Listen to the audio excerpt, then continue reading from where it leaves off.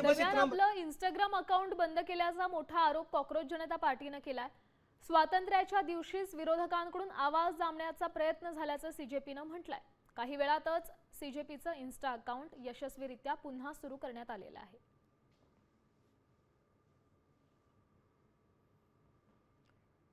दरम्यान सीजेपीनं आपल्या पोस्टमध्ये नेमका काय दावा केलाय पाहूयात ग्राफिक्सच्या माध्यमातून. सीजेपीचं इंस्टाग्राम हँडल आज सकाळी काढून टाकण्यात आलं होतं. मात्र आम्ही ते अकाउंट यशस्वीरित्या पुन्हा मिळवलेलं आहे. किती लाजिरवाणी गोष्ट आहे की सीजेपीचा विरोध करणाऱ्यांनी आमचा आवाज दाबण्यासाठी भारताचा स्वातंत्र्य दिन निवडला. आम्ही अशा भ्याड कृत्यांना मुळीच घाबरणार नाही. मी साम टीव्हीच पाहते. तिथल्या बातम्या मला रिलेट करतात.